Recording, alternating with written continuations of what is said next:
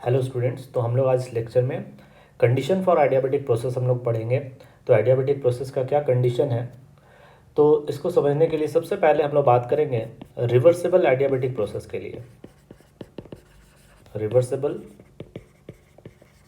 Adiabatic process के लिए हम लोग बात करते हैं पहले, ठीक है। और आइडियल गैस के लिए हम लोग ले रहे हैं, फॉर आइडियल गैस। आइए समझते हैं। देखो,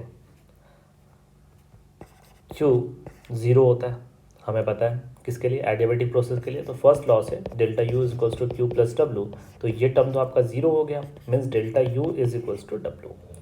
अब आप डेल्टा यू है तो क्या लिख सकते हो, N C V D T लिख सकते हैं, और डब्लू को हम लोग क्या लिख सकते हैं, minus of integral of P external D V लिख सकते हैं। देखो, N C V D T is equals to, इसे हम इंटीग्रल ऑफ पी गैस भी लिख सकते हैं क्योंकि रिवर्सेबल प्रोसेस है, ठीक है। और सी वी को हम लोग लिख सकते हैं N R D T by gamma minus one लिख सकते हैं।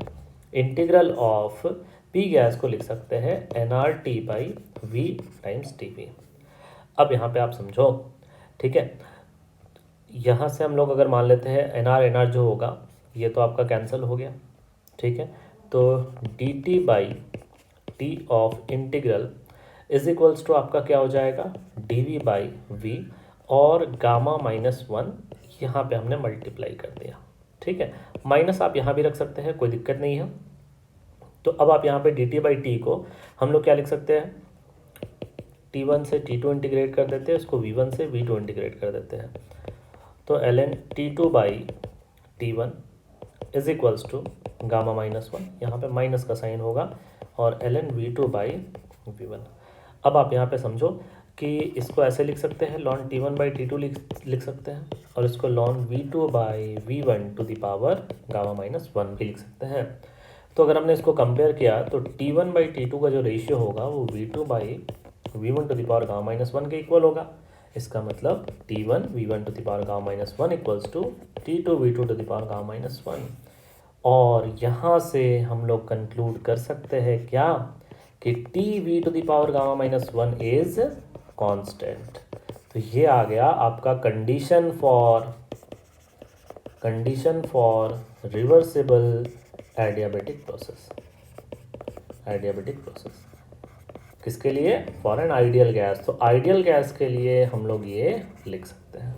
अब आप यहाँ पे देखो, अगर ये आइडियल गैस है, ठीक है, तो हम लोग और भी कंडीशन यहाँ से ले सकते हैं। जैसे टी को हम लोग क्या लिख सकते हैं, तो हम लोग P V by N R लिख सकते हैं, हम V to the power gamma minus one is equals to constant. तो यहाँ से एक और रिलेशन आ जाएगा, P V to the power gamma minus one equals to constant. तो ये भी एक रिलेशन आ गया। और इसीलिए जब हम लोग ग्राफ प्लॉट करते हैं, मान लो कि अगर हमने P वर्सेस V का ग्राफ प्लॉट किया, या मान लो हमने P वर्सेस T का ग्राफ प्लॉट किया, एक और ग्राफ हम लोग ले लेते हैं V वर्सेस T। तो अगर हम यहाँ पे PV का अगर हम लोग ग्राफ प्लॉट करें तो ये कुछ इस तरीके से जाएगा, PT का अगर हम ग्राफ प्लॉट करें तो कुछ इस तरीके से जाएगा, और अगर हम VT का ग्राफ अगर प्लॉट करें तो कुछ इस तरीके से जाएगा।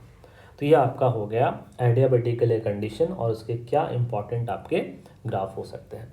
अब आप यहाँ पे थोड़ा सा एडियाबेटिक को और हम लोग एक्सप्लेन करते हैं। अगर हम रिवर्सिबल की बात करें तो वर्क डन का एक्सप्रेशन क्या होता था, हमने कैलकुलेट किया था पिछले लेक्चर्स में, क्या बताया था, N C V delta T, N C V delta T that is T two minus T one. तो कई बार क्या होता है, हमें क्वेश्चन में हमें मान लो V1 गिवन है, V2 गिवन है, T1 गिवन है, ये आपको गिवन है। अब आप यहाँ से आपको सिर्फ क्या कैलकुलेट करना होता है, T2 कैलकुलेट करना होता है। तो कैसे कैलकुलेट कर सकते हैं, T1 V1 to the power gamma minus one, T2 V2 to the power gamma minus one. यहाँ से T2 कैलकुलेट कर लेंगे, आराम से हमारा वर्क डन का कैलकुलेशन हो जाएगा। लेकिन अगर इरिवर्सिबल प्रोसेस हुआ तो वर्क डन को हम NCV T2 dash minus T1 लिख देते हैं। ये एक्सप्लेन करता है कि रिवर्सिबल और इरिवर्सिबल में इनिशियल और फाइनल स्टेट डिफरेंट होता है। यानी कि अगर मान लो कि अगर हम एक गैस पिस्टन सिस्टम की अगर हम एग्जांपल लें,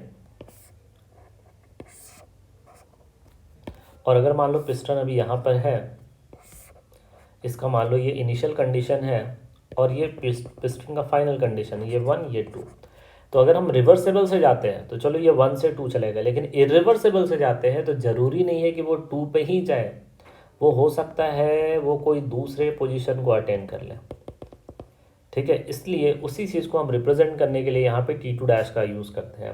अब आप याद रखना T2 डैश के लिए ना, अगर आपको क्वेश्चन में सपोज V1 V2 T1 आपको गिवन है, ठीक है, ये आपको दिया हुआ है। अब आप यहाँ से कैसे कैलकुलेट करोगे T2 डैश? याद रखना रिलेशन होल्ड नहीं करता है। T(v⁻⁻1 इक्वल्स टू कॉन्स्टेंट या P(v⁻⁻γ इक्वल्स टू कॉन्स्टेंट, ये सभी रिलेशन जो होते हैं not applicable for irreversible adiabatic, इनके लिए होल्ड कभी नहीं कर सकता। इसलिए इसमें आप गलती मत कर देना कि आप ये रिलेशन लगा के T2 डैश निकाल देना। फिर क्या तरीका है, तो कैलकुलेशन ऑफ T2 डैश, तो सिर्फ आपको एक एक्सप्रेशन लिखना है, इस एक्सप्रेशन से आप आराम से T2 डैश निकाल सकते हो, बहुत आसान है। वर्क डन को क्या लिखते हैं, डेल्टा यू के इक्वल करते हैं, तो वर्क डन को क्या लिख सकते हैं, minus P external V2 minus V1 लिख सकते हैं, इरिवर्सिबल है तो। और डेल्टा यू को हमने क्या लिख दिया, NCV T2 dash minus T1। अब देखो P एक्सटर्नल को P2 लिख सकते हैं, V2 को क्या लिख दिया, NR T2 dash by P2 minus NR T1 by P1 is equals to NCV T2 dash minus T1। अब आप यहाँ पे देखो, अगर आपको P1 P2 T1 सब कुछ नोन है तो आप T2 डैश आराम से निकाल सकते हो। तो इस एक्सप्रेशन को आपको याद नहीं करना है, ये एक्सप्रेशन आया कैसे, बस ये डेरिवेशन आपको समझ लेना है। जनरली क्वेश्चन में आपको गिवन होता है, क्या दे देगा आपको, P1 पता होगा, P2 पता होगा, T1 पता होगा, ये सब क्वांटिटी आपको गिवन होगा, यहाँ से निकाल लो T2 डैश। ठीक है, तो इससे आप इजीली आप कैलकुलेट कर सकते हो। तो ये आपका एडियाबेटिक प्रोसेस हो गया। और रिवर्सिबल और इरिवर्सिबल में हम वर्क डन का कैलकुलेशन किस तरह से करेंगे वो हमने यहाँ पे देख लिया। ठीक है, और भी एडियाबेटिक के बारे में कुछ इंपॉर्टेंट पॉइंट्स हैं, तो ये हम लोग अगले क्लास में, अगले लेक्चर में हम लोग उसको डिस्कस करेंगे। इस लेक्चर के लिए इतने ही। Okay, thank you.